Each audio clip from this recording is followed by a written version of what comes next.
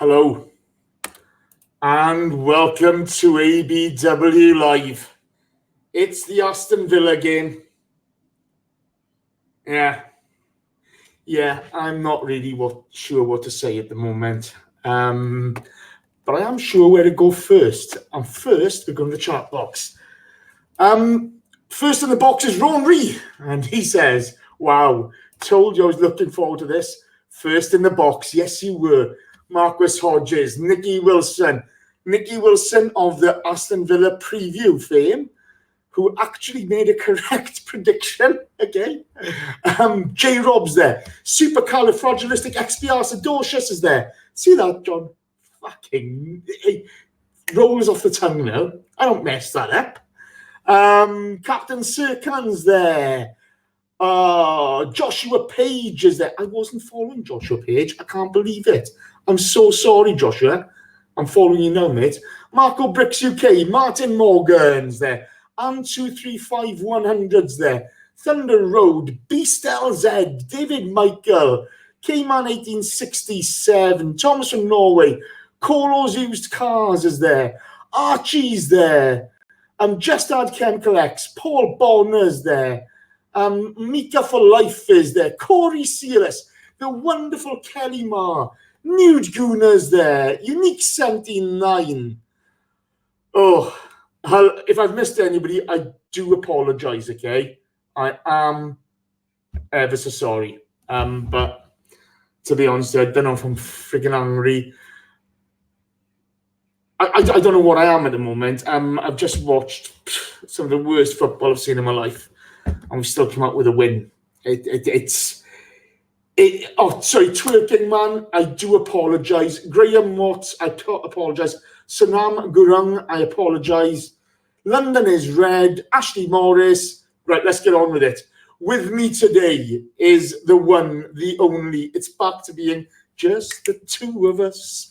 We can make it if we try. It's John Welsh. Say hello, John. Hello, John. They get the hello today because we actually won. I don't know how, but we fucking did it. I gotta be honest here, kid. Half of me just wanted to smash the TV up. It was so fucking awful, wasn't it? It really was, yeah.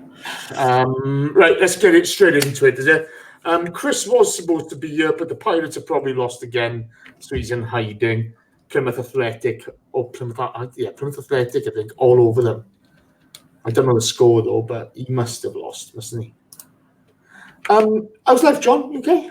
Yeah, pretty good, mate. Apologies to everyone who thought I was going to be on the show Thursday. I was supposed to, but work and life and such gets in the way. So I got a few angry DMs and some tweets from people saying, "Where was I?"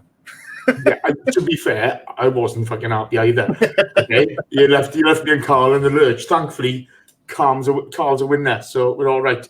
Lineups, mate. Saka in off the back of a good performance during the week. Sokratis and Luiz keeping their positions. No Torreira, no Ozil, and no Willock. Talk me through it. Yeah, there was some good and bad in that. I was pleased to see Saka kept his place. I thought he earned it. He played really well midweek. I think it's fair to say the Premier League compared to the Europa League, majority of the time is going to be a step up. I actually thought he did all right for his little brief spell today. Surprised Chambers wasn't in over one of Luiz or Sokratis, to be honest. I thought that was an obvious one. Another guy who I think every time he's played the season's done really well. Willock and Torreira, again, I don't understand what the manager's thinking is on it.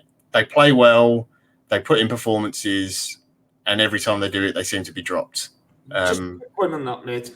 So, I mean, Unai, when he first got here, talked about a meritocracy of picking people on performance.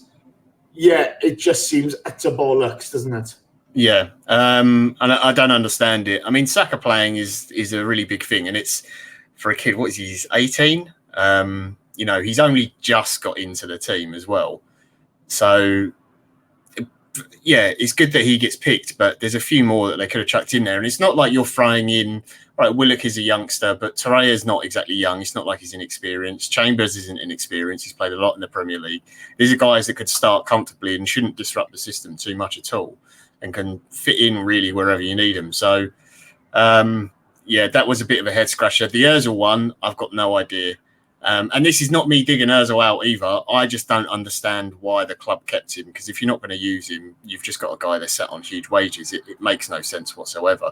You rest him, essentially, by the looks of it, for the Thursday game, and you don't use him at all today. I didn't understand why he didn't start. So, yeah, really weird. Yeah, we'll come on to that as we go along, because there's a lot to talk about in the midfield that started and the one that finished. There's a fantastic and 235100 comes in here. He says, meritocracy, more like mediocrity. That's very hard to argue with that. Matthew Wright says, does Chambers start the next Premier League game? There's so much to talk about. Right, okay. Guys, we'll take your questions as we go along. We're not really au fait with StreamYard yet, so if we do miss you, I do apologise. If you do ask a question, if you can ask at the end of the show, we'll have a crack at that. Right, okay. So let's get into it, okay? The first real big moment of the game was a Saka cross, which AMN had a crack at on the volley. He skied it, but my God, he wasn't scared of a goal, was he?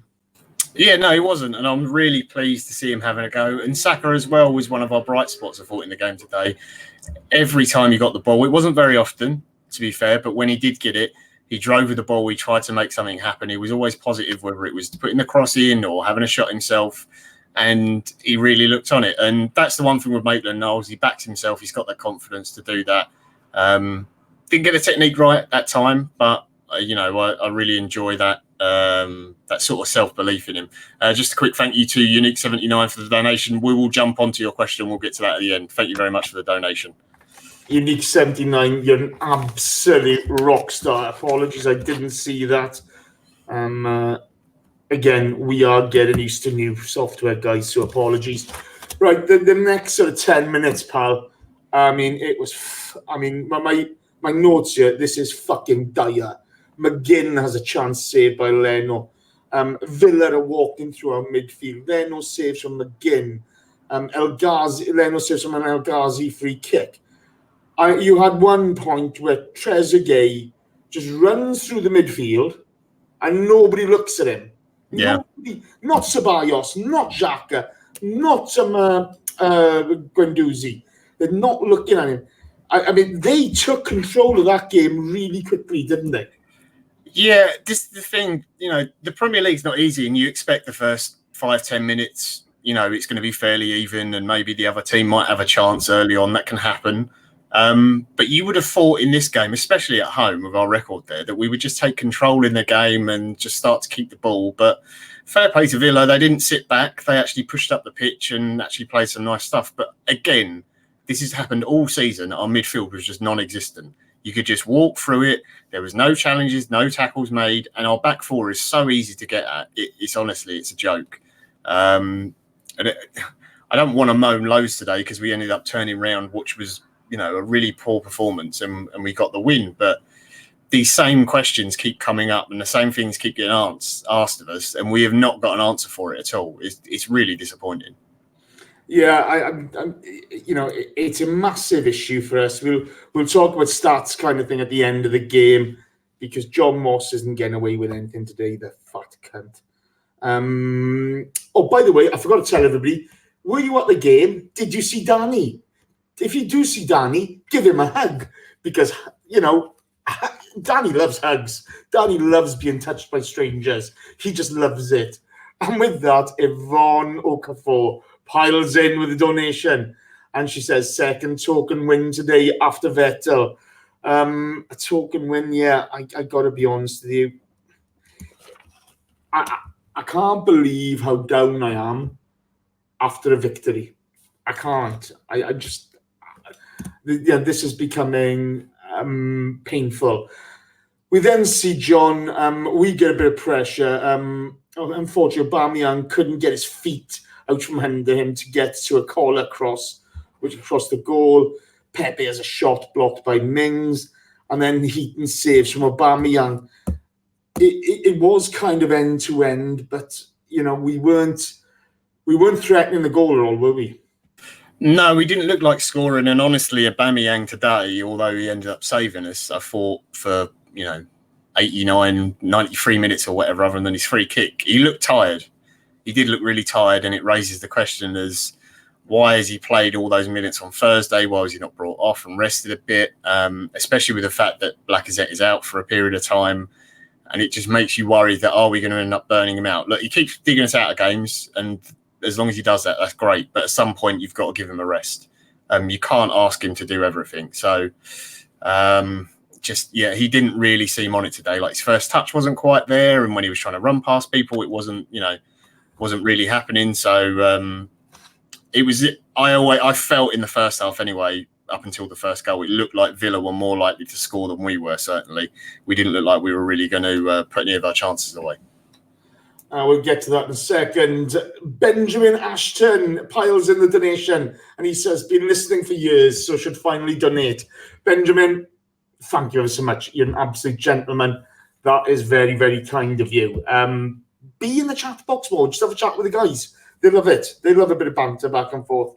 Then we go behind 1-0. The Villa goal, Al-Ghazi cross, McGinn scores. Guendouzi just doesn't even know what planet McGinn's on. But in all fairness, he's not alone in that. I mean, he stood there ball watching, flat-footed. There's nobody else around. There's no Xhaka. There's no Ceballos getting back. The centre-halves don't know what's happening. I mean, Jesus wept. We might as well just kick the ball in the back of ourselves. Yeah, I don't... I mean, the fact that El Ghazi's got that much time on the ball to cross it in the first place is the first issue. That's bad enough. The fullbacks were so exposed today and oftentimes caught up high up the pitch. They weren't getting any support. Saka, you can kind of say a little bit, well, he's very young and, it's a big game for him and a big test. So you maybe give him a bit of leeway. Pepe in front of Maitland-Niles should know better. I don't think he was covering him in any great glory. But Guendouzi just completely misses the run off the back of him. You see David Luiz frustrated afterwards saying to Guendouzi, why are you not talking? In that instance, either go with the runner or pass him on to one of your centre-backs. He doesn't do either. As a centre-half, if the midfielder doesn't tell you, I think Luiz should do better and try and read it and see that Guendouzi isn't going to go with his man. But it's so hard then because you don't want to both end up going and then you leave his space, that gap in behind him. It's a good finish from McGinn. A really nice touch on it, but it's so fundamental, like simple football. It's not a complicated ball to deal with. Like, it's a good cross, but it's very simple. If you just go with the runner, you put any pressure on him, he's not going to get that touch. And he's not going to be able to score the goal. And Leno can either come out and claim it or see it out for a goal kick or whatever needs to happen. But it's really simple, basic fundamentals of football, which at the moment we're just getting horribly wrong in every game, and it's so frustrating.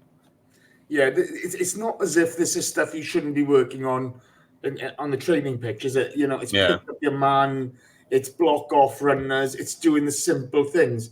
And I'm perplexed at how our midfield, week on week, at the beginning of the season, we heard the excuses, it's the start of the season.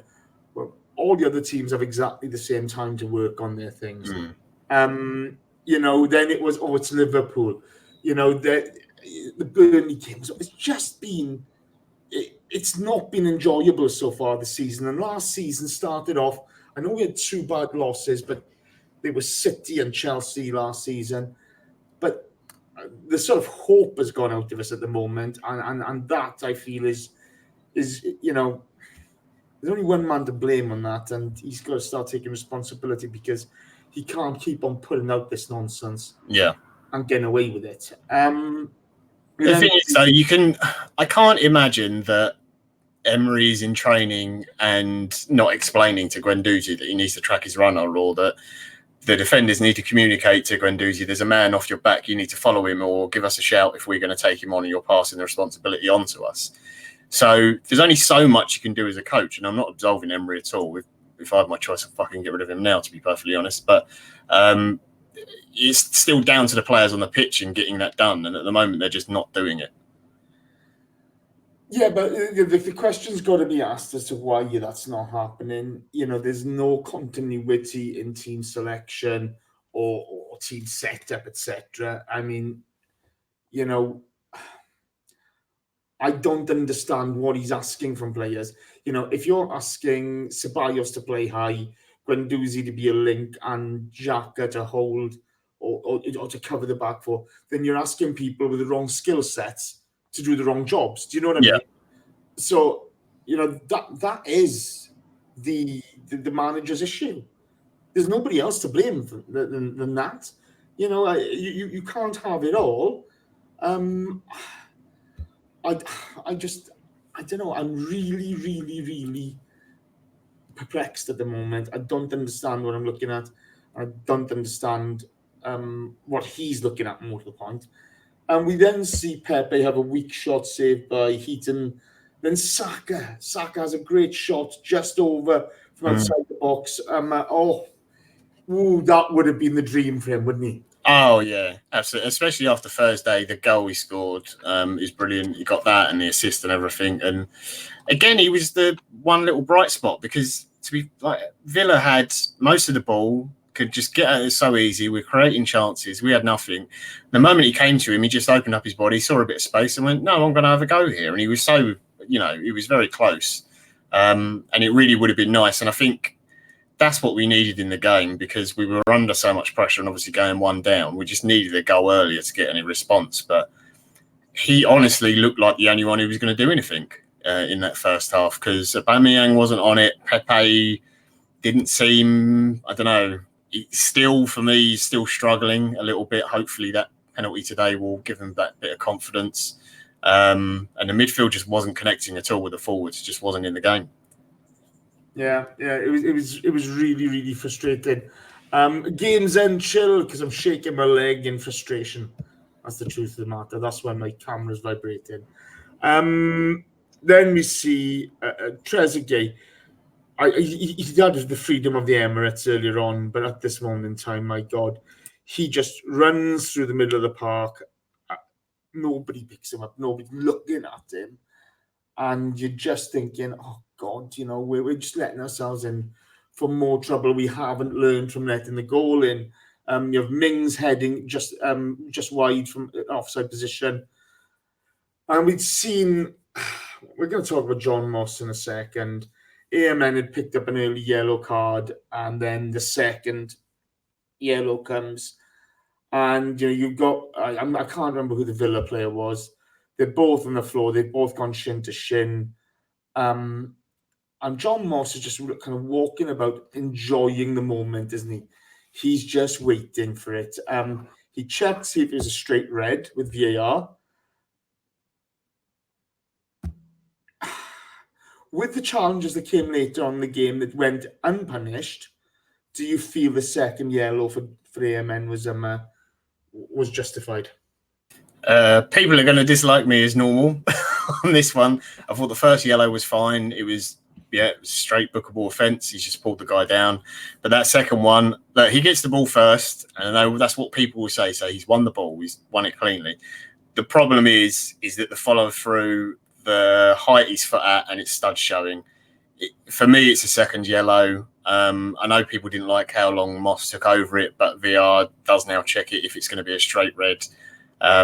If he didn't connect with the ball, I think he's giving him a straight red there, to be fair, because it is dangerous. I know both players came off, and there we go. Here's the first one, Unix 79. Easy Maitland-Niles got the ball. I know he did, but if your foot is that high off the ground and it's stud showing, you're going to get booked for it. That's the rules these days. The fact that Ainsley Maitland-Niles got so much stick today after he got sent off is the thing that actually annoys me more than anything else. The John Moss thing I'll talk about in a minute, but the kid's not a right back. He's never been a right back. This is down to poor management, poor recruitment over the summer, and you're playing him in a position constantly asking him to do a job he doesn't know how to do. He's never played that position. I know people say, he's played however many games there now. Doesn't matter. You could play Aubameyang at left back. He's still not a left back. You could play him there for 100 games. It doesn't mean he's going to know how to do it. Fucking Kolasinac has been a left back his whole career. He still doesn't know how to play it. So why people think Maitland-Niles, who is a centre mid, is going to know how to play right back is ridiculous. But it's a stupid challenge. He's gone to win the ball. If he keeps his foot down, I think he gets away with it. Yeah, but you've got to combine with that the fact Our midfield's giving the back four no protection. Yeah, he's got no help whole game. And also the manager is constantly asking him and Kolasinac to be as high up the pitch as possible to try and give us width. And you've got to do that plus whilst defending and having no cover in front of you whatsoever. It's not going to work. You're going to cause yourself problems like that, which is why you get into those positions and you have to make those challenges. It's just second yellow. I didn't have a problem with it. There's, he could have played, for example, like we saw, Callum Chambers could play right back. I think you're asking for trouble there. I mean, I've got to be honest here. I think the problem you got, the biggest problem we got is, and this is what leads to the second yellow. And get the stats up. How many yellow cards were dished out today to both teams? Let's have a look. When you're letting so many runners through against their back four, it is just going to happen. It's just going to happen. I don't know what we're expecting from anybody, So it's 8 yellows in the game, 1 for a Villa player, which was Engels, which was for the penalty, I think. Yeah. No, sorry, not the penalty. It was for the free kick. And 7 for Arsenal, 2 of them obviously for Maitland-Niles. But if you are giving up possession, and the majority, nearly all of our yellow cards, or most of them, are for our defence. I mean, Leno got 1 for time wasting, and our midfield. It's because they're constantly facing the wrong way and running backwards to try and win the ball back. If you put yourself in that position, that's why you're going to get booked so much. I'm not saying that there were some Villa challenges that should have been booked as well. And I'm not, equally, I'm not saying that John Moss was the problem today, because he wasn't. It was our own fault. We put ourselves in that position.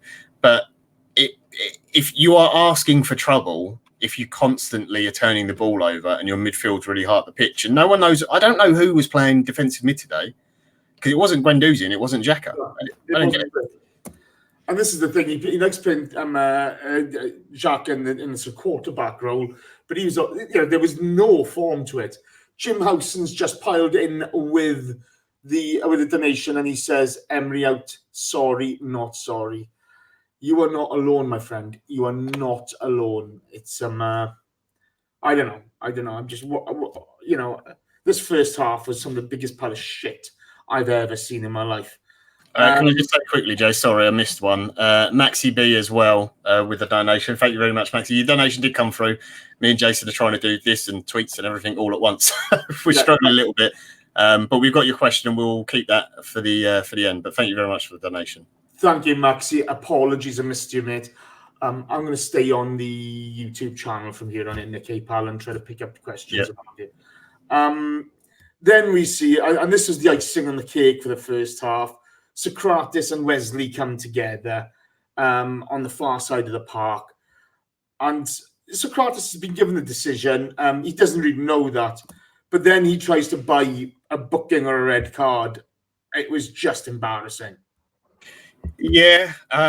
If he manages to get the player sent off, though, I'm sure everyone's going, oh, great, very clever dark arts play. The thing that confused me most about that is why didn't he just fucking complain about the fact the geezer had stood on his thigh, because that's what it looked like. I don't think it was a stamp or anything. I think he's just caught him. So that would have been. No, he didn't catch him though. No, he didn't touch his head. No, he didn't touch his head at all. Sokratis went down holding his face, and that was embarrassing. But the guy, is it Wesley? Yeah, the big guy up front. He did stand on his leg. So why he didn't just complain about that, I don't know. But look, I get it. There was a little bit too much of the theatrics of trying to get a Villa player sent off or booked or whatever, trying to level things up a little bit. But it's not what you want to see from a senior player in that situation, because he was starting to get agitated. There was a lot of lip between him and Wesley. And you want from those older players who are experienced, you want some experience, calm heads and say, look, lads, I know you wound up. You don't like the referee. They clearly didn't agree with the second yellow card, that decision. You just wanted to keep it cool, not get anyone else get a silly booking, get it to half time, and then we'll go from there and we'll sort it out. But yeah, it's not the reaction you want to see from a guy of his experience and his age. No, it was just terrible all round, and I was kind of thinking you add that to the performance, and I'm not a fan of Sokratis, I'm really not, but that was just, it was putrid. Talking of putrid, How many likes we got? We got 288 people watching and we got 56 likes. Fuck, that is putrid. That is putrid. Look at hybrid days. I'm in a hurry, Jason, he says, but I'm only here to be good offspring of my parents and give you a thumbs up. I'll catch the podcast later. Good day. Hybrid days, you're a legend. Thank you ever so much. Now, as for the rest of you, seriously, are you going to be first half Arsenal? A show of shit? Or are you going to be second half Arsenal? Bit of fight, bit of drive, bit of comeback. Come on, let's get going. Let's get those likes up. Let's have 150 likes, please. Because after, me and John are going to sit through that crap. We can't go out, bugger off out and, just go and enjoy yourselves. No, we've got to watch the Arsenal because we've got to do this crap. Nicky Wilson smashes into the £5 donation and says, get on with it. Steve would love that, and I love it. We've got to watch this. And trust me, over the last 3 years, you can do me a favour. We've had to sit through more shit than I care to remember. So come on, be second half Arsenal. Be invincible Arsenal. Don't be Unai Emery Arsenal. Don't let the bad people walk through you. Kick them. Press the like button. Let's get going. I'm up to 90 now. That's a bit of an improvement. I'll give you a little bit of credit, but it's not really good enough, is it? No, it's not. Like I say, okay, your parents will find out about this, and their shame will live on with them forever. They're just going to be embarrassed by your performance. Right, let's get going. Second half then, mate. Saka off, Chambers on. Now, a few people felt that was harsh. I thought that was the right decision because I think you're asking a hell of a lot of an 18-year-old kid to keep him on the pitch whilst there are more senior players who be taken off. What were your thoughts? Yeah, I mean, I would have liked to have seen him stay on, but I do get it because it is a really big ask for someone his age. I thought he was bright in the first half. The problem is that when you're down to 10 men, you need a little bit more experience and you need work rate, you need energy. You've got to have people who are willing to run back. I'm not saying that Pepe is necessarily that or anything, but he is the more experienced player at top flight level. He's done more. So it makes sense to do that. It's disappointing for him because I thought in the brief spells when he did get on the ball, he was quite bright and trying to make things happen. So, hopefully he gets his chance again, whether it's in the League Cup or another league fixture coming up. Then we could see some more of him. But it makes sense. Chambers coming on. He's a guy who could have started for me. So I know some people don't like to see him at right back. Yes, he's not the quickest in the world, but I think what he is very good at is a very solid defender. And he's going to help you out because, I mean, to be honest, going into the second half when they made the subs, I thought we're going to be really under the cosh here and this is all on hoofing the ball up the pitch and hoping Aubameyang or Pepe can get a lucky bounce and get on the end of it because I really didn't think we were going to see the turnaround we did. Yeah, it was harsh on the kid, to be fair to him, but I just think it would have been even harsher to let him on, to leave him on because you've got to develop these guys now. Their development is so important that we've got to get it right. So I wasn't against that. In the first minute of the second half, you see El Ghazi crossing across the face of the goal, and fortunately for us, no runners on goal. We got away with one there. We're defending like ghosts. Is my comment. Yeah. Ming's shot deflected wide by Sokratis. We didn't come out with the blocks, did we? No, and I get it. I think for the first 10 minutes of the second half, when you are down to 10 men, change the system slightly. He's gone with 2 up front because that's basically all we've got that we can do.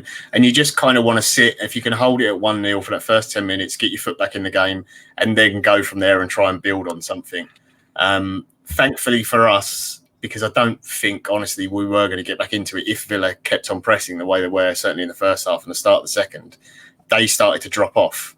And honestly, I don't think if that hadn't happened, then I think we go on to lose that game. But because Villa just took their foot off the gas a little bit and they started to drop 5-10 yards, midfield starting to get a little bit too deep, defence did. It just opened up a little bit. There was a little bit more room. We had that tiny bit more time on the ball and we could do something with it. And to be honest, a lot of it comes down from a man who, first half, Guendouzi, I thought was garbage, but second half, he was brilliant. Someone's put in the chat here. Who was it? I'm sorry, I've just lost it. Guendouzi plays like he's been at our academy all his life from Tuco. Because he really does fight for the shirt. And he was bad first half, and that first goal was his fault. There's no way from that. But second half, I thought he was excellent. He was really the driving force in the team. And the thing that annoys me, it's so embarrassing that a 20-year-old kid has to be the sort of inspiration for the rest of the team to pick themselves up. I mean, it's great that we've got someone who's clearly going to be a great talent for many years to come and obviously going to improve. But the fact we're relying on him to do it is the big worry for me. Yeah, look, I thought Guendouzi was fucking awful first half. He was an embarrassment. But the second half, he came out and he drove the team forward. The one thing I like about this kid is, end of last season, you saw the theatrics in it get into his game. It really came to the forefront. He was diving about, falling over, trying to win free kicks and what have you. And we're going to come to the penalty in a second, where he was slightly theatrical, but it was nailed on. Engels just took him out. It was the biggest nailed-on penalty I've seen in a long time. But, he's cut that out of his game this season. Yeah, you saw him try to win a couple of penalties and what have you, but he had every right to try to win them in the positions he was in. It wasn't silly falling over. And he looks to improve his game all the time. And I think, he's somebody who genuinely will have been hurt by his first half performance, and he's rectified it, which I think is fantastic. I think it really is. So let's talk about the penalty. I mean, there's no doubt about that. Engels, it was just a stupid challenge, wasn't it? Yeah. I mean, he just picks the ball up, and this is when you see the best of him, he just gets it and he tries, whether he drives forward with the ball or always tries to force a pass forward. He always wants to play forward. He very rarely wants to play sideways or backwards. He wants to be positive with the ball. And there wasn't a pass on for him, so he just took it into the space and ran it. It was a really good feat as well from him. And he draws the defender onto him, and it's a stupid challenge. And we've got a Villa fan in the chat actually saying he's a bit worried about them this season. But to be fair, if you play like you did for the first half, I don't think you'll have any worries, to be perfectly honest, because you were decent. I would say you definitely deserved something out today. We were very lucky, but really good from Guendouzi. Very positive run, and yeah, nailed on pen. There was no argument for me on that one. Yeah, it was. No. Let's talk about the penalty. He's got his first goal for us, and he needed it. Pepe, what do you think of his performance today? I mean, the penalty was really good. Like bang down the middle. I think he got 10 out of 11. I think it was last season in Ligue 1. I think it's something like half or just under half of his goals came from penalties. But you still have to step up and take them. I did sort of wind Kris up because obviously he was straight in our chat saying, I don't know what you're giving Pepe so much stick for, and obviously I replied with congratulations, a professional footballer can kick a ball straight. But look, you still have to get up and take it. It's great that Aubameyang is giving him the ball, because Aubameyang could have obviously taken it himself and got his goal. I don't think anyone would have been too worried about that. But he clearly knows that Pepe needs that bit of confidence and needs that bit of belief in himself. And hopefully you saw this from him last season with Lacazette. Yeah, as well. Yeah. It's not the first time he's done this. Yeah, no, he's not a greedy player. He just wants the team to win. He wants to help his teammates as possible. It's as flash and flamboyant he is. He really is a team player. So that's honestly, it's really good, and I'm really pleased that he's got the goal, because you can see there's a player there, but sometimes his decision making or his final pass, that kind of thing, just not quite coming off. You've got to give him time. It is a new league. He is still young, comparatively speaking, but hopefully it does give him that little confidence. So let's hope it's the start for him, because as you say, you can see the quality. I'm not really sure the manager's given him all I'm not sure the manager's given any of the players the tools or the setup to be able to flourish at the moment, and that's a bigger worry. So my next note is 1-1, game on.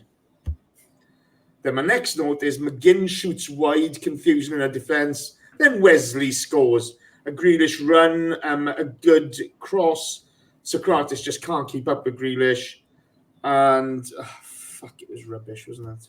It really was. Just a quick thank you to S_Cam for your donation in the chat. I haven't seen you before, but thank you very much. And also, everyone, if you're in the chat box and you are watching live, give Danny some love because he's apparently sat in a van outside. He says outside Highbury, probably means the Emirates, that's it. And he is watching the show and moaning that Kris isn't here. So even when Danny finally goes to a game after years and years, he's still trying to interfere with a radio show. What a shocker. He'll probably tell us our audio's all wrong in a minute.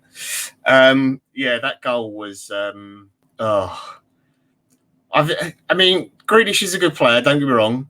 I gave him some stick last show I was on, I think, saying I hope he doesn't score. I can't stand him. But he's a decent player. But he just ran in a straight line past Guendouzi, Xhaka and Sokratis, gets to the byline, does the simple thing and puts a good ball across.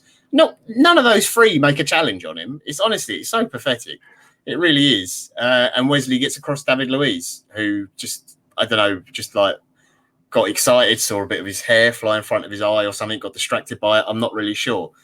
But yeah, it was a really simple goal. And it's just, again, shocking defending.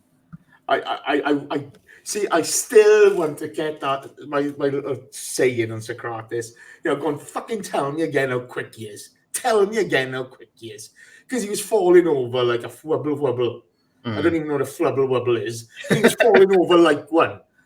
Okay, it was just painful to watch, and unfortunately, it's kind of the story of our season so far. We defend poorly. We're not getting any help from midfield and defending. And it's just, Jesus, Again, it's another example of Sokratis shouldn't be put in that situation in the first place because Grealish has just breezed past Xhaka and Guendouzi like they're not there. He shouldn't have to be dealing with it at all. That's fair. He should be in the, should be closer to Luiz and be like, they should have two men covering Wesley, basically. But because of the midfield just not helping him out, he has to come out, gets pulled out of position, and again, they get an easy goal. And, at that point, I thought, oh, God, this is going to be some sort of horror show. Like, this could end up like 7-6 in whoever's favour kind of thing. Because, honestly, it looked like if they wanted to go at us, they could so easily. But, yeah. It's awful. It just, it's hard to actually have a popular defenders. You are correct. Because, they're getting run at more often than a bloody... there's so many runners coming through with them. They're like bunnies in headlights all the time. Yeah. And it doesn't matter who you buy, it's going to be the same problem because your structure isn't right. So, here we go. James Solar 156 is saying, we need Koulibaly. That's world class. It doesn't matter who you buy, mate. It doesn't really matter because it's just not going to work because the midfield isn't right. Gooners Shy 77 has just smashed into the donation and he says, save the whales. You're correct, Gooners Shy 77. You should always save the whales. Did you watch Italian football yesterday, John? Yeah, I did. Yeah. What game do you watch? I watched the Milan derby. It was quite enjoyable. Who scored in the Milan derby? He's that geezer who's really bad, apparently. He was a Chelsea player who went to Everton, I think, and then he went to Man United, and apparently he's awful. Lukaku, that's the one. That's the guy.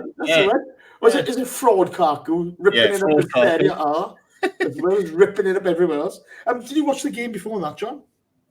No, I did not see that one, though. I sadly did not. John. Do you know who scored in the game before that? Oh, hang on a minute. I think he's from where's that place? He's from Wales. Yes, he is.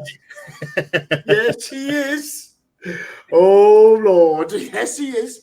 Bit of a cracker as well. Yeah, not bad. Not bad. I got a bit of fun. Sorry. Anything to lighten the mood of the shit we watched today. So then he gets after that, then, mate.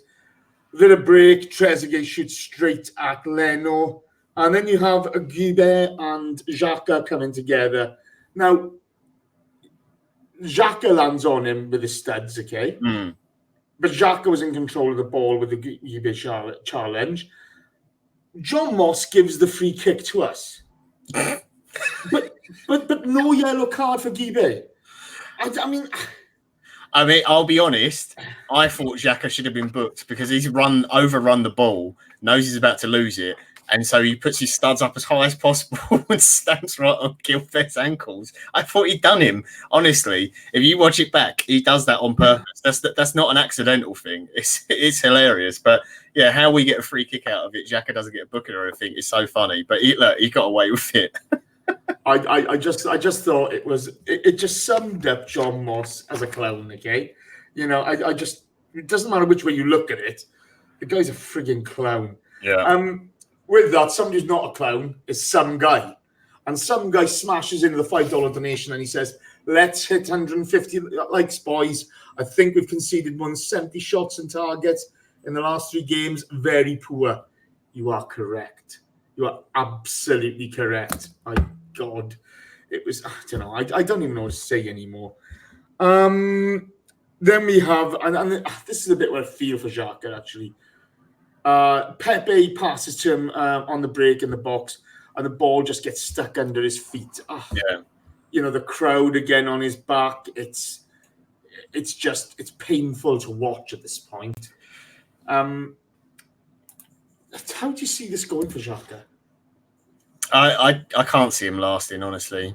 Perhaps past this season. I think part of it's going to depend on whether Emery stays or not, because Emery seems to really like him. I like Xhaka and I think he's a good player, but he's never used properly. And if you're going to put him in your team, you have to put the right players around him. We didn't do that today. Guendouzi is one, but you have to put another. And unless you have 2 proper runners in midfield, Willock can be that, Torreira can be that, it's just not going to work. And you've got to work the system around him. And that's just not going to happen, I don't think, under Emery. So I think there's a point with certain players where the fans have just had enough, and they will not back him anymore. We've seen that already happen with Mustafi. I think Xhaka's basically at that point for most people now. They really don't want to see him anymore. You've muted yourself, Jace. Sorry, Thunder Road. I was swearing a bit there was because Thunder Road's just someone that scored the Jets game, and I mean, if you think watching the Arsenal is bad, you should watch the Jets. You have the Jets humping us at the moment. I just got me and my sports. I do not know what to say. I've had enough. But this is the thing. People talk about Mustafi. People talk about Xhaka. We're gonna need them this season. You can't just disregard players. You can't just put them in the bin. You can't do it. We haven't got the squad to do it. And you look at Willock, you look at Guendouzi, you look at Saka. They're awful young. Couple of bad injuries, and all of a sudden you need these guys. So, I mean, Xhaka didn't have the greatest game today. He really didn't. But I can see him going next summer. Yeah. But the witch hunt is on for him again. Yeah. The witch hunt is on for him again. And if you look at some of the performances on that team today, there are others just deserving of grief, but they don't get it. No. They don't get it. I saw something from the great Stefan Selby earlier on. Sokratis playing like Mustafi. He played exactly the same last season. It's just everybody ignored it. It's everybody ignored the fact of the mistakes he made and the shit he got away with simply because everybody's the spotlight is on Mustafi. Yeah. He's off. People say, people used to get up Mustafi's stats and what have you, and they disregard them. But those challenges, those aerial headers, those clearances, they all, impacted on a game. They all impacted on a game. They all contributed to us. You compare them to Sokratis, there's not much contribution there, apart from a fist pump here and there. But, let's pick on the guy. The thing is, when Xhaka does something good, like Rudy Rastos has just put in the chat, people don't pay any attention to it. Yeah, exactly. And that's the bit that annoys me. So that's the bit that annoys me. Now, we're talking about a guy now, again, we're going to bring back on Guendouzi. because Heaton makes a great save on an absolute screamer from him. Oh, yeah. Oh, he was lucky that went out, wasn't he? Yeah, that's a great shot. And it's something I want to see a bit more from him bring into his game. Because quite often we do get this a lot with our midfielders, that they'll make a little run, they'll find a bit of space, and their first instinct is to pass rather than take the shot. You saw Saka do it today. Guendouzi did it, was really unlucky not to score. That ball could have bounced back off the post onto Heaton's hand and gone in very easily, to get us a goal there. And all right, fair enough, it wouldn't have counted as Guendouzi's, but it's all from him and his work rate. And I hope he does start, getting himself on the score sheet, because that is another thing we are missing, is goals from our midfield. We're really lacking in that department at the moment. If it's not the front guys but popping them in, okay, we're just not getting them. I mean, we'll come on to what happened the rest of the game now. Then we see a little bit of, there's like a 5-minute spell. Grealish handball in the box. Penalty, yay or nay? No, not for me. That whole penalty, that handball rule is so fucking stupid, honestly. It's ridiculous. I mean, there's times where, if your hand's above your head, fair enough, give it. But you have to put your arms out for balance. You can't do the whole... You see defenders do it now with their arms behind their back and they're trying to block shots and stuff. Completely fucks your balance up. You can't do it. It's ridiculous. They need to get an actual footballer to help the referees explain the rules and how... I don't think referees understand how basic physics works. Because seriously, you cannot balance properly without putting your arms out to some level. It's so stupid, honestly. Okay. No, I agree with you there. I got to be honest, I think that would have been harsh, though I was screaming for it. Oh, of course. At the time, I'm pulling my hair out. Guendouzi makes a run down the side. There is a challenge there. He does go over theatrically. Him and Heaton are coming together. Yeah. I was screaming at the TV. Okay.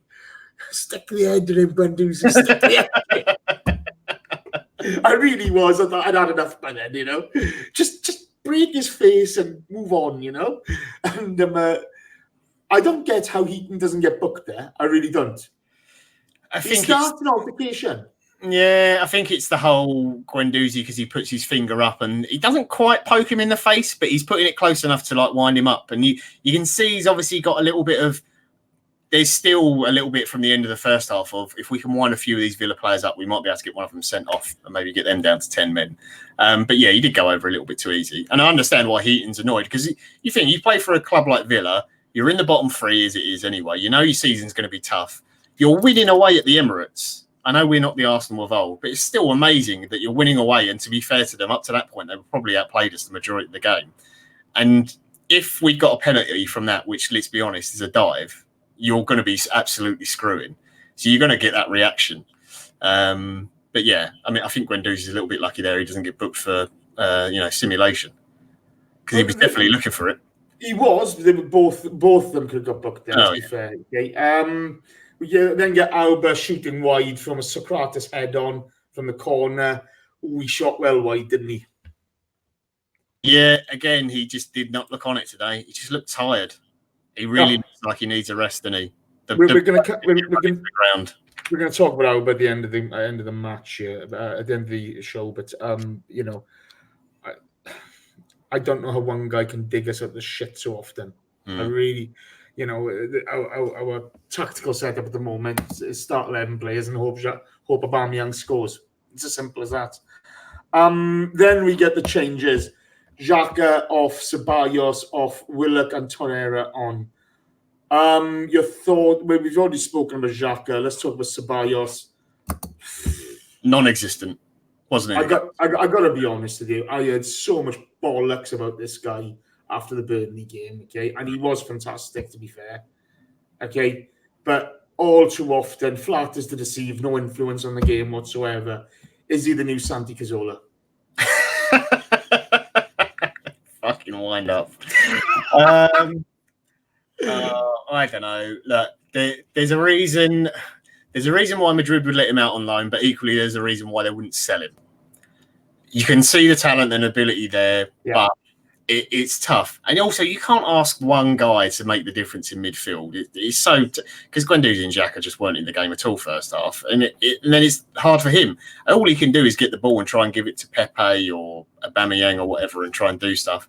And I think the other side of it is as well, because we're so used that so used to one of our midfielders being this essentially just a creative player because we've had Ozil doing it for so long, you miss out on all the other stuff he does. And in terms of his work rate and tracking back and putting challenges in, he's in the box, in our own box, winning the ball back and doing things like that and trying to get it and play out from the back. So I think that side of his game is really good. But yeah, he weren't in it today. So disappointing performance, but I don't think he's helped by his teammates in any way. And to be fair, that goes for everyone today who had a bad game. You're never going to play at your best if the guy next to you or the people around you are playing so poor as well. It's really difficult, isn't it? Okay, you obviously can see the talent Ceballos has. Okay, we don't get runners going forward. We don't give good options. We seem to struggle. Now, obviously, this is a very. It's easy to blame certain players. Like it's easy to blame Xhaka. It's easy to have a pop at Ceballos. It's easy to have a pop at first half Guendouzi and praise second half Guendouzi. But where is the manager in all this trying to get the best of these guys? Because it's really, really difficult for me to see how he's going to sort this out. I don't think he has a clue how to set up with them to get the best of them. I've got no idea. There's things that for me make sense that you could do with the midfield, but Emery just seems so reluctant to do it. I don't get it. I'm happy that he's always willing to see his own mistakes and make changes. The problem is that it's every single game. And normally, every match we go into, our best team is the 3 players he brings off from the bench. That's just not good enough. But look, you go and get a Europa League manager, you're going to get Europa League performances.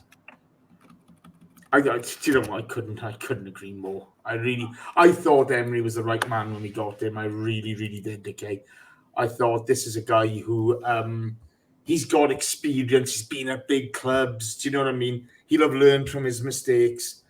I don't see him as learning from his mistakes. I really don't. Massive shout out Daryl Kane, the magnificent Daryl Kane. Piles in with a donation and he said, Emery, it's not working. Yours sincerely, Captain Obvious. It's not. This is the hard part of it. It's just not working. You then see Torreira shoot wide. Aubameyang shot blocked.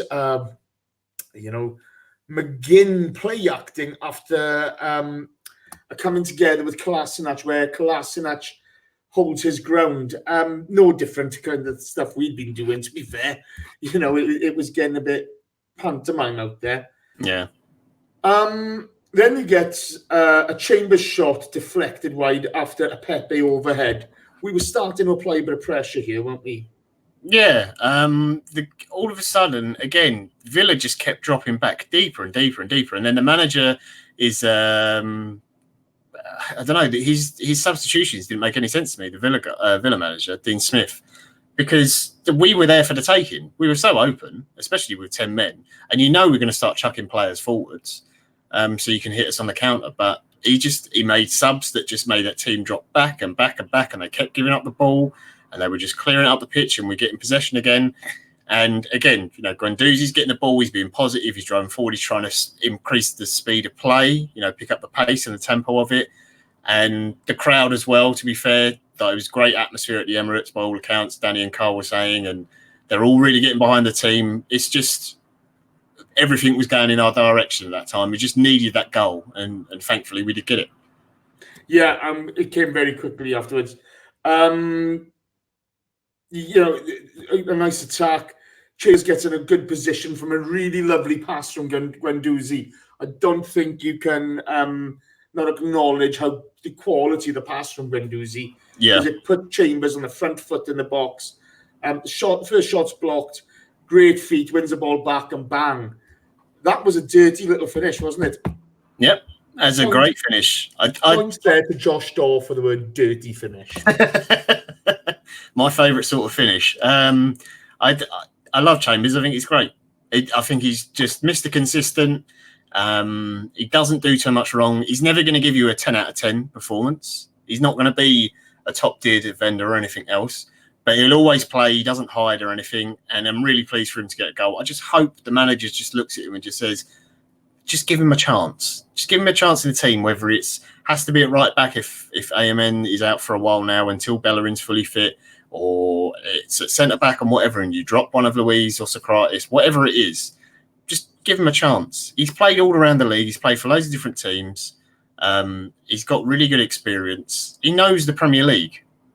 So I really do think he deserves a chance. And again, it's a guy who is essentially he's playing out of position. He's not really a right back. I know he's done it, but it's not his proper position. But absolutely great goal. And I think the moment that went in, then it was a case of, okay, I don't think we're going to concede now. It's just whether we're going to get the winning goal. Because I just Villa are just ready to crumble at this point. They're falling to bits. They're shattered at this point, aren't they? I mean, I got to give credit to Tom Chambers. I do like him. He got stalked on Saturday night by Neil Chimp in the local supermarket. Neil was not happy. He was buying chicken dippers. Not happy at all. But he can buy as many chicken dippers as he wants with his performance today. We've had somebody on the pod who used to work at St. George's Park, and that person spoke about how highly rated he was. His quality on the ball, his ability on the ball, etc., his technical ability, and his quality as a footballer and a man. He got in the head of it was him and Mawson in the head of holding at age grade for that World Cup run they had. I'd really like to see him and Holding play in at least Europa League. Yeah, I'd really like to see that because I don't think Emery's brave enough to put them in Premier League, but that's a partnership which I think would do very well. Moving onwards, we then get the best named footballer ever shooting and getting the shot saved from Leno. Marvelous Nakamba. I love this guy. That's the greatest name ever. There was a few times on the commentary that I had on, and the commentator did say, "Oh, this is marvelous play and whatever." And he said, "I'm genuinely, I'm not trying to do a pun. It just keeps slipping out. I'm not intending to do it, but yeah, it's a brilliant name. It's fantastic." And then we get free kick. Talk me through the free kick. Talk me through, another free kick against us, yet no booking. I know John Moss is a fat, incompetent twat. I know he is. You just got to watch him referee a game and you see that. But how can he justify, the amount of yellow cards for one team as opposed to the other? I don't get it. Actually, let's talk about the positives. Aubameyang and Pepe over the ball, a lot of conversation, and then bang. Well, he'd done basically nothing all game. Looked like he was on his last legs because he looked really tired. But yeah, that little chat, maybe it was just he needed a breather, just get his breath back for a minute. Honestly, if I'm Unai Emery, I'm on my knees in front of Aubameyang right now, just saying, whatever you want to do, ball's in as well. You've kept my job. Because honestly, he's keeping him in a job week in and week out at the moment. Him and Lacazette kept him in a job last season against Valencia. Yeah. He's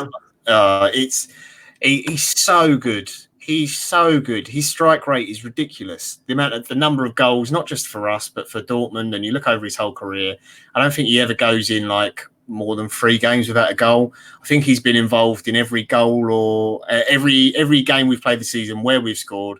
He's been involved in the goal, whether scoring it or assisting it in some way. He's so important to us. It kind of makes me reminiscent of when Van Persie was at the club and how we could be awful in a game, but you just knew that if there was that one moment where he got the ball, he was going to get us a goal and somehow pull us out of it. And that's what Aubameyang's doing for us now. And I genuinely, I don't know where we'd be without him. And Emery must fucking, on your knees. I got to be honest with you. Before he came to us, you read all the reports about him, and you weren't sure. I wasn't sure. Okay, you really weren't sure, but how's he going to be as a player in the dressing room and stuff like that? And then you read the reports about when he was leaving. There was no ill will from Dortmund. Actually, they wished him the very best. They were just it wasn't like the Dembele business. No. And you just watch his impact on the team, and you watch his performances. And my God, he's just a joy to watch, and I'm so happy we signed him. Thank you, Sven Mislintat. The way he takes that free kick, he knew what he was going to do, and bang, he nailed it. Okay, you just see the boy. He keeps on going, he keeps on working. You can see he was shattered today, and he still has the mental ability to do that at the end of the game. Hats off to him. I mean, you look at this. I thought him and Lacazette saved Emery's job last season. To be honest, I just sucked him last season. I don't give a shit. But how looking at this team, you can't see the importance for what he is to this team and what he gives to the team.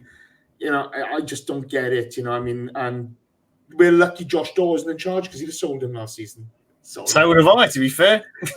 Yeah, I didn't get that at all. I just didn't get that. I know, top scorer for the club, and I was like, I don't know, something about him because he just so many chances goals and stuff. But yeah, there you go. He keeps scoring goals. I got to be, I just thought fantastic. You had then Mohamed D high foot on Guendouzi again, no yellow card. Yeah. Well, let's forget the rules, John Moss. It doesn't really matter. It's kick Guendouzi in the head. And then, thankfully, the Sokratis handball. What did you think of that? So I only got one replay of it, but it did look like he leaned in, to be fair. It was very quick replay, and then they just carried on with live coverage, but it was close to his shoulder. To be fair, VAR looked at it and said it was okay. So, look, we know, as Arsenal fans, we trust technology and we know VAR works. It's only those Tottenham fans, they don't seem to understand the offside rule. So, look, you can score with an armpit hair. It's just, you can score with that part of your body. So, tough shit, boys. VAR got that one spot on. I got to be honest with you. If that wasn't the Villa player in that, I was screaming for a pen.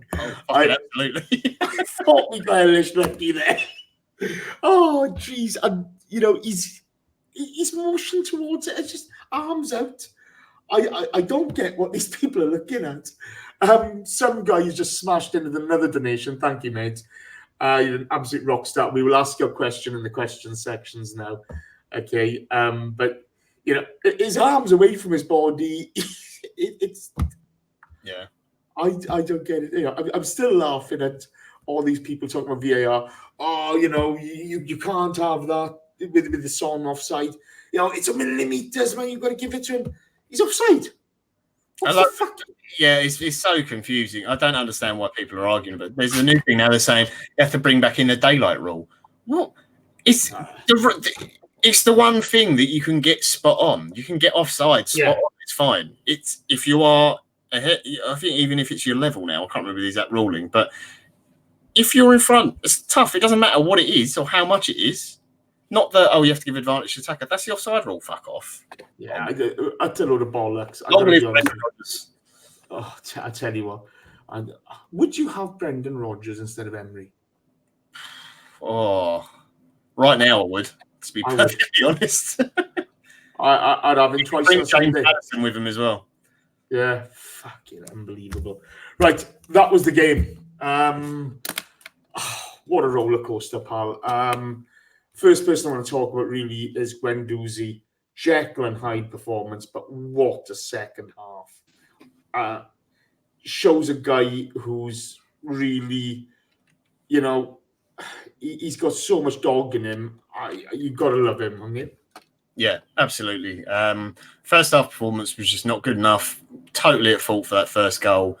But the way he came out in the second half and he drove the teams forward, really unlucky not to get a goal.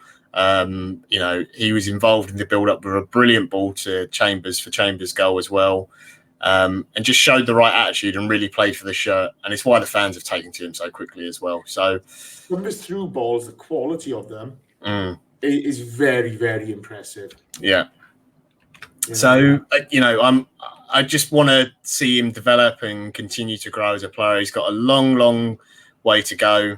I hope he keeps improving because he's clearly got the ability. It's more about being switched on and alert in games and stuff because he has got that annoying thing of switching off for players running in behind him. He's done that far too many times. But hopefully with, time and experience, he'll learn those things. Also, whoa. Right off. Sorry. There's a geezer just got into my chat box here. You fucking scumbag. Get the fuck out of that chat box. Don't you fucking ever come in, you cunt. You and your fucking ilk deserve to be drowned like the little bitches you are, you racist cunt. Fuck off. Sorry. Fucking prick. No, it's all right. I got him, Jace. Right, he's hidden as well now. Fucking scum. Apologies, listeners. We're just sort of racist in the fucking chat box. I'm not fucking having it. Fucking scumbag cunt. Right, sorry. Right, let's get back on with this. We're talking about Guendouzi. Kris Carpenter's gone all wanky over Matteo today. I don't see him knocking his first half performance, but I loved Matteo's second half performance. That was absolutely fantastic. Yeah. It's just I credit to the boy. I thought he was awful against Watford last week, absolutely awful, and he's got the character to keep on coming back. He keeps on coming back. Hold up here. We got another fucking scumbag. You petty little wankers. Go on, you petty little scumbags. Keep on coming in. I'm going to keep on banning you. You are the bottom feeders of society. Take care. Right. There we go. Right. Okay, let's go back. But, Matteo's his backbone. He keeps on coming back. He's so impressive, isn't he? Yeah, I really, really like that fighting character in him, and it's seriously, it's just it's an age thing. It's about game time and development, and once he gets that more experienced stuff, he's going to learn from those mistakes. And I'm sure some of the senior players, David Luiz, you saw him digging him out today for the first goal conceded, saying, "Why are you not covering the man? Why are you not, shouting, giving a word or whatever it is?" And he'll learn from all those things. But the way he responded to it in the second half was fantastic. Absolutely. Chat box, I got 134 likes. You've got a target today, chat box. Are you going to be first half Guendouzi or second half Guendouzi? What do you want to be in life? Come on. Macho Guendouzi's parents are very proud of him right now. Second half, they're very, very proud of him. They're not very proud of his first half. So be like Matteo. Start tapping that like button. 150, please. Toot sweet. Let's get going. John Aubameyang. If he gets injured, Emery loses his job. Is it as simple as that?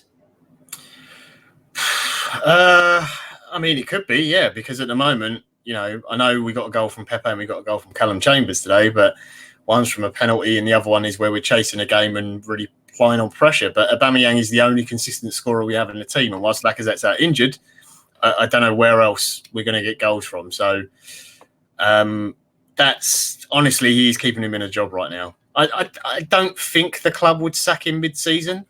I personally would boot him out the door right now. I don't care that we came back from 2-1 to win 3-2. Trust me, I love the result and I'm really pleased we did. But I'd still fucking boot him out the door straight away. But according to the Gooners pod, and the Gooners pod over the summer, they were rubbing shoulders with Vinny and the rest of the squad. And what have you? Vinny and Josh think that Emery's the man. Do Vinny and Josh know anything about fucking football? No, I think they're just doing the usual thing, is that they back the manager. Yeah. Owners never come out and say, we're not really sure about him. They're not going to say that, are they? No, it'd be fucking great if they did. They went, you know what, we didn't have a lot of choice, so we picked this bloke to be all right for a while, but we're waiting around to see if someone's better. That's why we only gave him a 2-year deal. that'd be a lovely thing to hear, but you're never going to get that honesty. So of course they're going to back him. It's the same as when a manager backs a player. It's the same thing, Oh, look, I got Greenpeace in, As much as I love, a cleaner future, etc. No, we're not having politics in here. Sorry. Oh, Jesus. I mean, I look at Aubameyang at the moment. I just see, the guy just digs us out of trouble every time. How many goals he got so far this season? It's ridiculous. Yeah. It's as much as I love Lacazette, I've got to be honest with you. I'd rather have Aubameyang in my team than Lacazette. Yeah, if you're going to pick one, yeah, absolutely. He's just got a sniff. He doesn't stop working. He was quiet today, but we had a poor performance as a team. How do we get the best out of him? Because I don't understand. I don't see what when we cannot be a purely counter-attacking team. Not with the players we've got. We just can't be that. We've got to be a team. Who are protagonists, we really have got to be. Fuck, hold up here. I got another arsehole in the box. Just fuck off, you prick. What's the fucking matter with these people? Oh, I think he was joking, Jace, to be fair. I don't give a fuck. If Fathers for Justice popped up in there, it would be quite funny, but yeah. Don't push me at the moment, innit? Just don't push me. I mean, you look at his goal haul so far. You look at the work rate he puts in. This is our team. If he goes down, where are the goals coming from? Yeah, that is the big issue, and that's the real big worry for me. Is Solskjaer just been sacked? I don't know. Has he? Is that what they're talking about in the chat? Has he been sacked? Let's have a quick look. Oh, motherfucker, has he beaten Emery to it? I'm not being funny. You did win again. Oh, they always beat us. I can't see anything. I can't see anything yet. Maybe it's just a rumour flying around. To be fair to Kane, United would win if that happened. They really would. So, should we go to questions, or is there anything else we want to speak about? No, look, I'm really pleased the team came back and the way they fought back in, especially in the second half. That's great. But again, it just raises more question marks over the manager is the big issue. But look, happy that we got the 3 points. That at the moment is the only thing you can take. So let's just do some questions and get out of it. Yeah, this kind of dodges it. Okay, so the first question from Unique79 is Jason and John. Is Unai Emery walking on thin ice? I tell you what, he's spread out flat on it, like trying to keep his weight spread as evenly as possible at the moment, and just sort of, I don't know, just slowly edging across it. The cracks are starting to appear, though. Yeah, I got to be honest, I'd be chucking stones at that thin ice. I would sack his ass right now. No ifs, no buts. I don't understand how you can, with the amount of talent that we do have, put our performances on the pitch like that and have no questions asked of you. Yeah, I really don't. As much as we give our opinion on games. You don't have to agree with us. You don't have to think we're right. You don't have to think. You can think whatever you want of us. But we all saw what we put out on that pitch today. Yeah, and it wasn't good enough to be bang average. It was awful. And if it wasn't for a couple of catalysts, I thought Joe Willock gave us a little bit. I thought Torreira gives a little bit. I thought Guendouzi gives a lot. But I can see him ruining players the way he's going. I really can. Would you sack him? I would, but I've got no chill, as the kids say. So there you go. I'm not just sack him. I fucking deport him. Just to wind people up, because I know there's a few people who would agree with me on the get him out and sack him. I'd sack him and I'd go and hire Mourinho right now. That'll annoy people.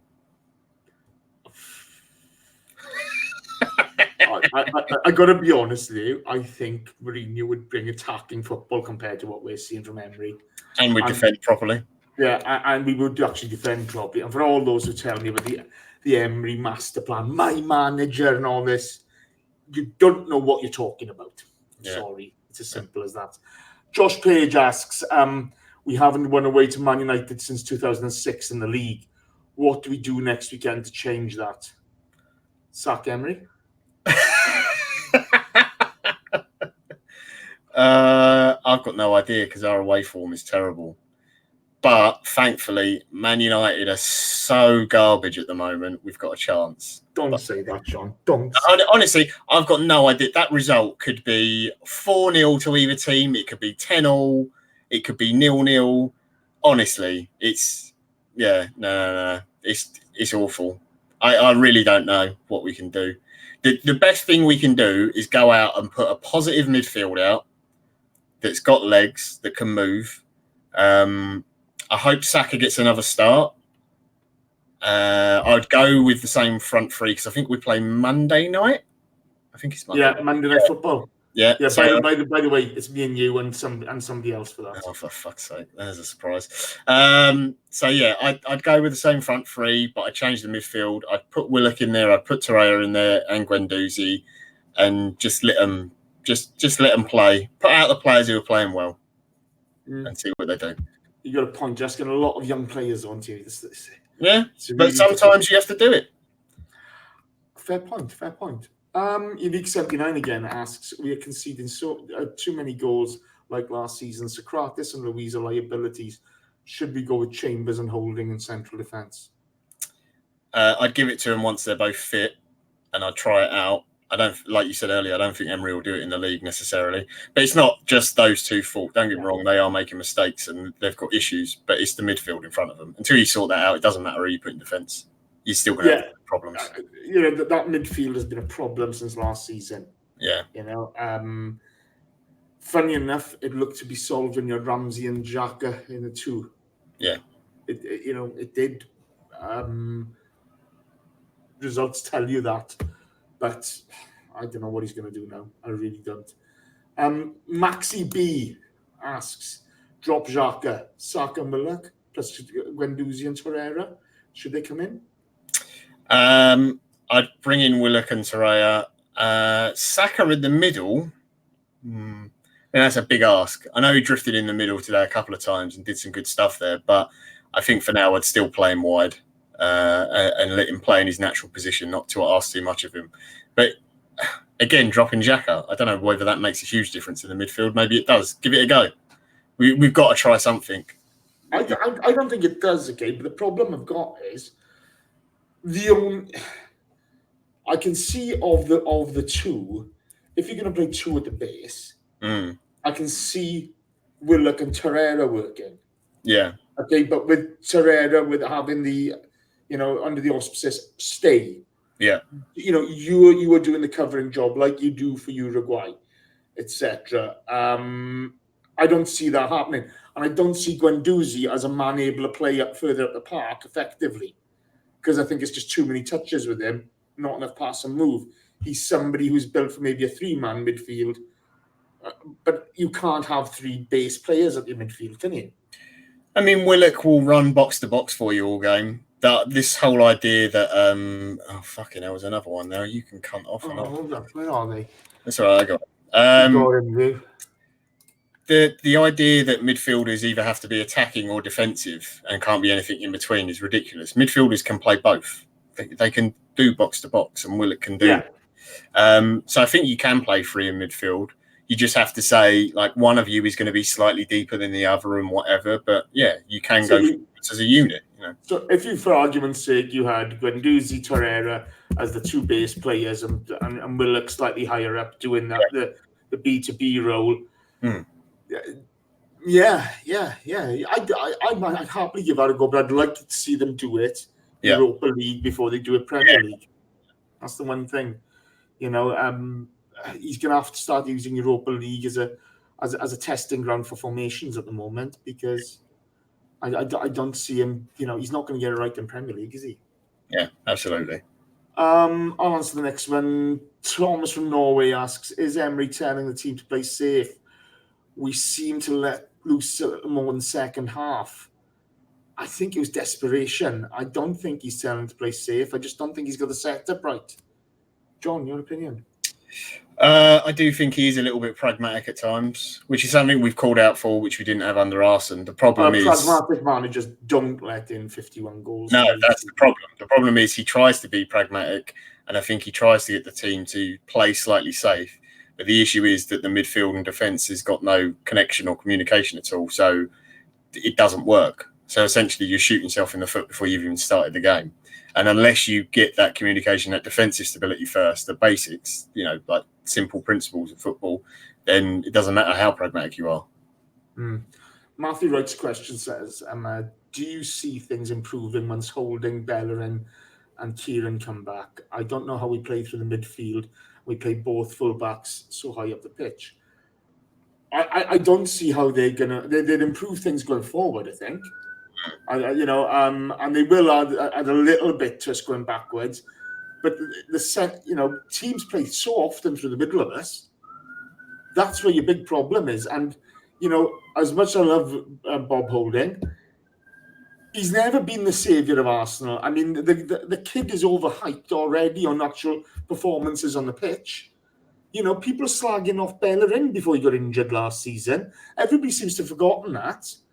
We're still going to have the same problems because the same tactics are going to be put on the park. Yeah. What are your thoughts? Yeah, I think it will make our attacking play better. I don't know what Tierney's like because you haven't seen him yet in an Arsenal shirt. Bellerin is clearly an actual fullback, which Maitland-Niles isn't. Again, I'm not giving him stick. It's just not his position. I think he's been hung out to dry a little bit out there, and when there's other people who could have come in to cover. So that's a big positive when we get them back. Holding, I think, will be a positive as well. I think he's a good player, but it doesn't, again, you've got to sort the midfield out. That's the biggest issue we've got right now. Absolutely. Loki73 asks, how has Emery improved our team? What philosophy do we have? I'm confused. I don't think he has. Put it simply, I don't think he has improved our team. No. And I don't know what his philosophy is. It's clearly to adapt to the opposition, which is something I think we all wanted. The problem is every time he's done it, he's got it wrong. And it's not until he makes substitutions that the team looks right on the pitch. And it doesn't always look right then. No. That's the problem. Yeah. When he's looking at all his tape and he's, doing his editing, at the end of the day, he must be laughing his head off thinking, I'm getting paid £5 million a year by these bugs. Really must be. I don't know what to say. Marcus Hodges asks, why isn't Aubameyang being mentioned as a potential captain? He certainly shows more leadership than the current choice, and more than Kos ever has. I think that's a good point. He did get the armband when Xhaka went off. I did notice that. He was given the armband when Xhaka went off the pitch. But yeah, I think it's tough when you're a striker, though. You don't affect the play and you're not on the ball as much. I do prefer generally to have it as a midfielder or a defender to be the captain. But yeah, there's no reason why you can't give it to them. There's no outstanding candidates at the moment. I mean, Kris is asking for Guendouzi to be captain, but that would ruin him. Yeah. The kid just enjoys football. Yeah. He's young, he's hot-headed, he's everything he should be at his age at the moment, even develop. Kman 1867 asks, I know it's early, but given his performances so far, would you try to sign Ceballos next summer? I wouldn't, he says. Right now, no, I wouldn't. Not on what we've seen. No. But it's a long season. He's new to the league, so he's still got time to impress. And even if we did want to buy him, Madrid might not let him go. So. And Madrid might want stupid money, and to be honest, it's a long way to go in this season. And that's not necessarily the type of player our team is desperate for. I'm not saying we couldn't use someone like that if he's playing to his best. Of course we could, but it's more we need a proper midfield general who's going to boss that team and give a player a slap if they need to. You need to be 5 yards back this way or that way or whatever. That's what we're missing. Yeah, it's really difficult at the moment. I'm not sure what to make of it. we're not putting him in a position to succeed at present. So it's, what hopes the poor guy got. Ron asks for ABW. Pepe dropped to give a bit more midfield, the more balance to our midfield. Not sure who I would play out there. Was going to say Danny Ceballos, but you just slagged him off. We just had him off for him at that time. I thought last season we were crying out for a wide player. We've been saying this for a few years. We've been talking about the team being unbalanced. We finally get a wide player, and we still look unbalanced. Yeah. I saw a stat earlier, and now look, chat box, please jump on me or anyone listening to this later if this is wrong. But I saw something, and it was something about Emery and use of wingers, and how basically only 10, he'd only got 10 goals from wingers, from actual proper wingers in his career as a manager. I don't know if that's true or not. I've got no idea. But if it is, that's garbage. And if you look at some of these previous teams, the people he plays out wide generally haven't been real wingers. So I don't know if he even knows how to use them properly. That's the worry. And then it becomes an issue of, have we invested 80 million quid into a guy who may be amazing, but we've got a manager who doesn't know how to use him properly and get the best out of him? That's quite interesting, isn't it? It really is quite interesting. I'm on 149 likes, people. Come on, for crying out loud. Tap somebody. Tip us over the line, please. It's getting ridiculous, the crap you got to put up with. Some guy asks, can our injured fullbacks change this team at all? Again, we sort of spoke about it earlier, but I think in an attacking sense, yes. And I think it's fair to say Bellerin is a better defender than Maitland-Niles is. He knows the position better. He can cover it better. Tierney, I don't know. I'm not going to lie. I've never seen the guy play. The only thing I've ever seen of him is YouTube videos. But he looks good. He looks very good. And I'll be honest, I'm just going to say it. He's probably a better left back than Kolasinac. I might be a better left back than Kolasinac, and I can't kick the ball with my left foot. So there you go. To be fair, we'd have put Danny the GFP in our midfield today.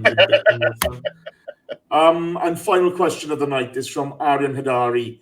John, if you were to take 3 players from Serie A, who would they be? Oh, Jesus Christ. I